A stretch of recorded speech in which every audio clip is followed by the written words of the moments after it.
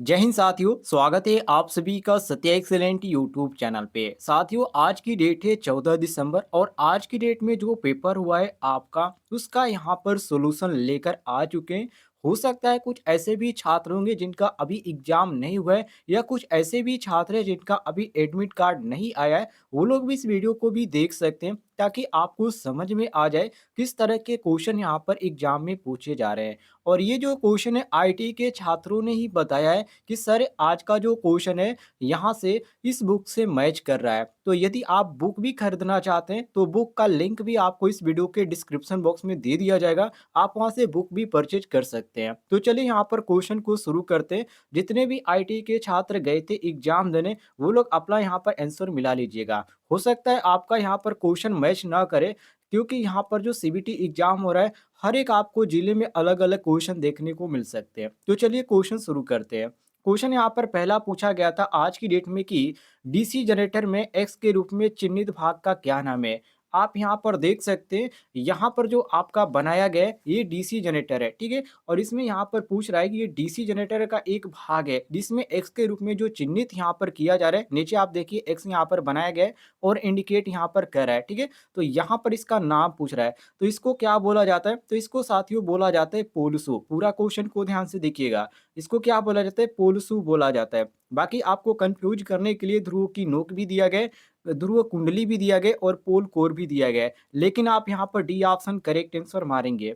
आगे देखिए अगले क्वेश्चन को। अगला क्वेश्चन आपके सामने जिसमें पूछा जा रहा है कि जनरेटर के भाग का नाम बताइए। ये भी आपका क्या है? एक जनरेटर का भाग है। ज्यादातर क्वेश्चन जो देखने को मिल रहे हैं वो आपका डीसी जनरेटर से क्वेश्चन देखने को मिल रहे हैं। तो ये जो आपके सामने दिखाया जा रहा है जो चित्र है, ये किस चीज का चित्र है? तो ये डीसी जनरेटर के एक पार्ट का यहाँ पर ये आपका यहाँ पर चित्र दर्शाया जा रहा है। और इस पार्ट का नाम क्या है? इसको बोला जाता है आर्मेचर कोर। और ये जो होता है इसी को क्या किया जाता है? लेमिनेशन किया जाता है। क्यों साथियों लेमिनेशन क्यों किया जाता है? ताकि एडी करंट जो लॉस हो वो कम हो सके। तो कभी कभी ये भी क्वेश्चन आपका घुमाकर पूछ दिया जाता है। तो ऑप्शन नंबर यहाँ पर डी का करेक्ट आंसर हो जाएगा armature core lamination. Option number D correct answer हो जाएगा।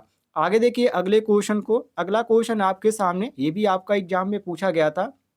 इसमें पूछा जा रहा है कि डीसी जनरेटर का आर्मेचर प्रतिरोध बहुत कम क्यों है? आप सभी को मालूम है डीसी जनरेटर का जो आर्मेचर प्रतिरोध होता है वो बहुत ही कम होता है, लेकिन इसमें रीजन पूछ रहा है कि ये बहुत ही कम क्यों होता है। तो इसके पीछे यहाँ पर रीजन होता है। रीजन ये होता है कि आर्मेचर जो होता है वो वोल्टेज को कम करता है, या आप कह सकते हैं कि ड्रॉप करता है। अर्थात जो इसका एरो जो होता है साथियों, जो एरो होता है वो क्या करता है? वो नीचे की तरफ होता है, मतलब ड्रॉप होता हुआ जाता है। अब इसी को यहाँ पर कह रहा है, तो हम यहाँ पर मारेंगे option number B, armature voltage को ड्रॉप को कम करें। ऑप्शन नंबर बी आपका बिल्कुल करेक्ट आंसर हो जाएगा। बी ऑप्शन आपका सही हो जाएगा।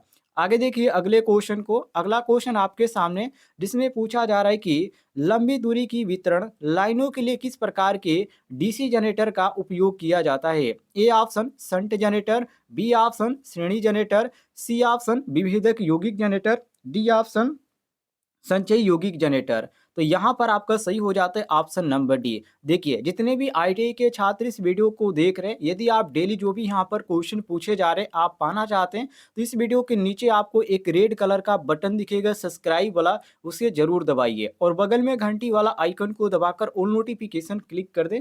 और अभी तक आप इस वीडियो पर एक लाइक नहीं किए तो एक वीडियो पर लाइक करके अपने फ्रेंड के पास शेयर भी कर दीजिए। चलिए अगला क्वेश्चन देखिए, जिसमें अगला क्वेश्चन पूछा जा रहा है कि डीसी जनरेटर में तरंग वाइंडिंग की विशेषता क्या है? किसकी यहाँ पर वाइंडिंग की कह रहा है? तरंग वाइंडिंग, मतलब कि वेव वाइंडिंग की यहाँ पर विशेषता की बात कर रहा है। तो वेव वाइंडिंग में क्या होता है? इसमें कम धारा होता है और हाई वोल्टेज होता है। क्या होता है?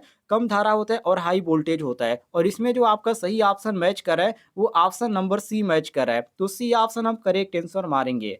आगे देखिए अगले यहाँ पर क्वेश्चन को।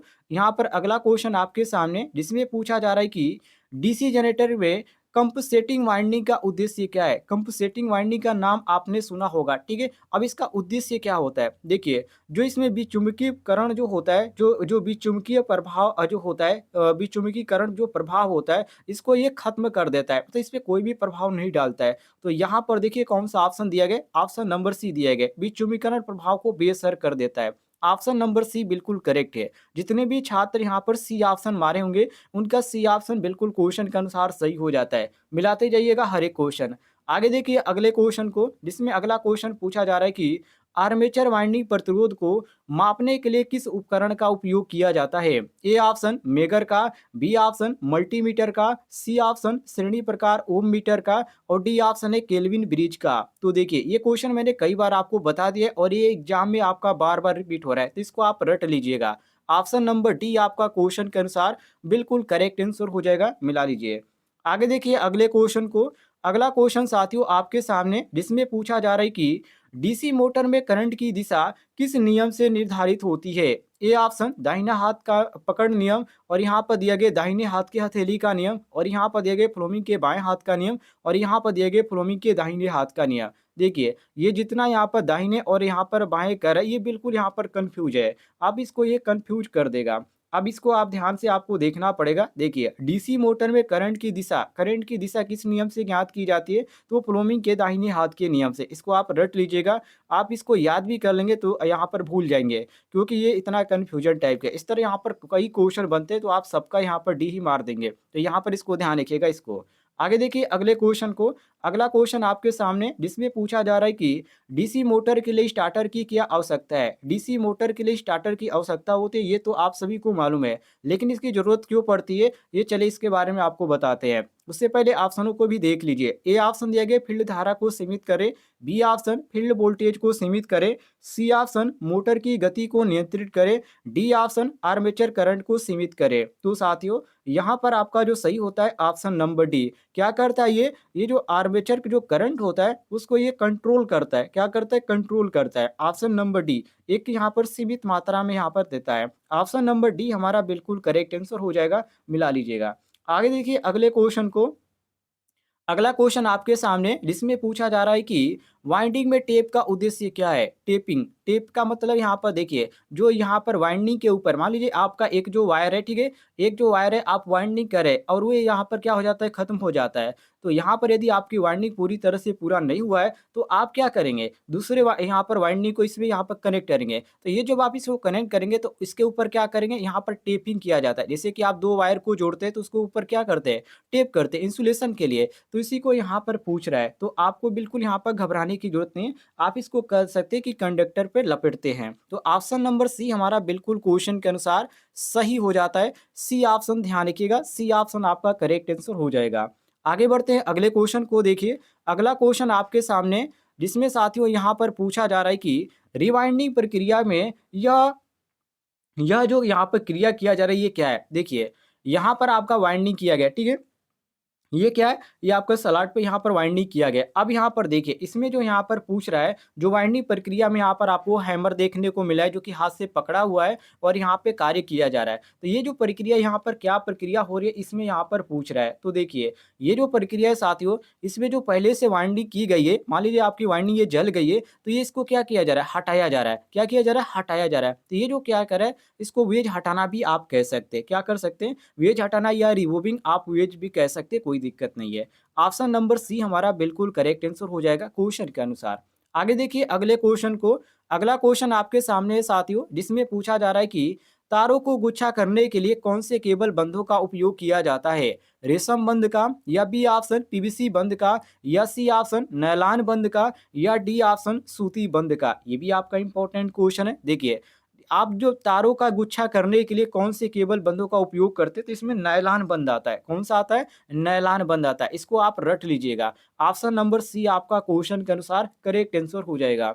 आगे देखिए अगले क्वेश्चन को, अगला क्वेश्चन साथियों आपके सामने, जिसमें पूछा जा रहा है कि किस सर्किट में लिमिट स्विच का उपयोग किया जाता है? ए ऑप्शन लिफ्ट सर्किट में, बी ऑप्शन सड़क प्रकाश में, सी ऑप्शन मोटर नियंत्रण सर्किट में, डी ऑप्शन घरेलू बिजली सर्किट में। तो साथियों यहाँ पर सही होता है ऑप्शन नंबर, यहाँ पर आपका सही होता है option number A, lift circuit में। ए ऑप्शन हमारा क्वेश्चन के अनुसार बिल्कुल करेक्ट आंसर हो जाएगा, मिला लीजिएगा। चलिए आगे बढ़ते हैं अगले क्वेश्चन पे। अगला क्वेश्चन आपके सामने है साथियों, जिसमें पूछा जा रहा है कि पेंच का उपयोग किए बिना पैनल बोर्ड में एमसीबी ओएलआर को माउंट करने के लिए किस सामग्री का उपयोग किया जाता है? ये आपका वेरी वेरी इंपॉर्टेंट क्वेश्चन है। देखिए अब इसको यहाँ पर समझने वाली बात है। ए ऑप्शन इसमें दिया गया है ए ऑप्शन दिया गया डीन रेल, बी ऑप्शन दिया गया जी चैनल और सी ऑप्शन दिया गया ग्रोमेट्स और डी ऑप्शन दिया गया पीवीसी चैनल। तो इसमें क्या कह रहा है, एमसीबी ओएलआर को माउंट करने के लिए किस सामग्री का उपयोग किया जाता है? तो माउंट करने के लिए हम डीन रेल का उपयोग करते हैं। किसका?